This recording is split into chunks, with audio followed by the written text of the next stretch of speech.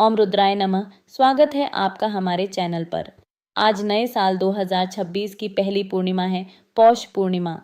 यह दिन बेहद पवित्र और पुण्यदायी माना जाता है। इसे शाकंभरी पूर्णिमा भी कहा जाता है। इस वीडियो में हम जानेंगे इसकी तारीख, महत्व, पूजा विधि, व्रत नियम, सत्यनारायण कथा का संक्षिप्त सार और कुछ खास उपाय।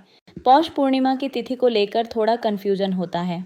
पंचांग के अनुसार पूर्णिमा तिथि 2 जनवरी 2026 शाम 6 बजे से शुरू होकर 3 जनवरी दोपहर 3 बजे तक रहेगी, लेकिन उदया तिथि के नियम से व्रत, स्नान-दान और मुख्य पूजा 3 जनवरी 2026 शनिवार को की जाती है। चंद्रोदय शाम लगभग 5:28 होगा। इसी समय चंद्रमा को अर्घ्य देना सबसे शुभ है। ये दिन माघ स्नान की शुरुआत भी करता है और प्रयागराज में माघ मेले का पहला बड़ा स्नान यहीं से होता है। पौष पूर्णिमा का बहुत गहरा आध्यात्मिक महत्व है। यह साल की पहली पूर्णिमा है जो पापों का नाश करती है और मन को शुद्ध करती है।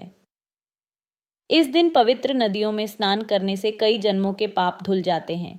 गंगा, यमुना या घर पर गंगा जल मिलाकर स्नान करें।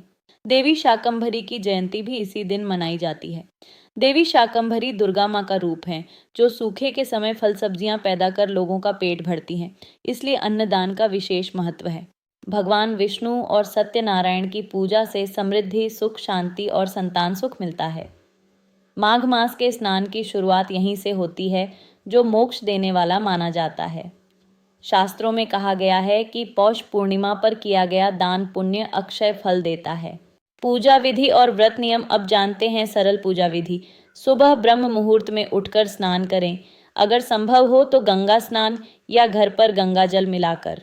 सूर्य देव को जल अर्घ्य दें। घर में पूजा स्थल साफ करें।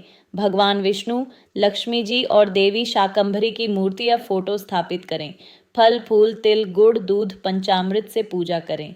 सत्यनारायण भगवान की कथा पढ़ें या सुनें। शाम को चंद्रोदय पर चंद्रमा को दूध चावल मिश्रित अर्घ्य दें। मंत्र: ओम सोम सोमाय नमः दान करें।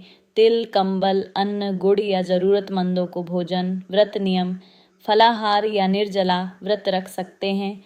क्रोध, झूठ से बचें। रात को चंद्र दर्शन के बाद व्रत खोलें। सत्यनारायण व्रत कथा का संक्षिप्त सार। सत्यनारायण कथा का सार: एक गरीब ब्राह्मण को भगवान विष्णु सत्यनारायण पूजा का उपदेश देते हैं। पूजा से वह धनवान बनता है। एक साधु व्यापारी पूजा करता है, लेकिन उसका दामाद नियम तोड़ता है और कष्ट भोगता है। बाद में पूजा से सब ठीक हो जाता है। कथा का संदेश: सत्य और भक्ति से भगवान सभी मनोकामनाएं पूरी करते हैं।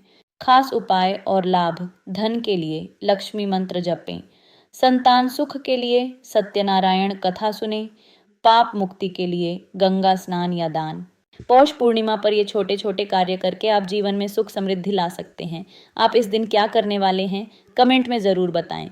जय श्री विष्णु, जय मां शाकंभरी। ओम रुद्राय नमः।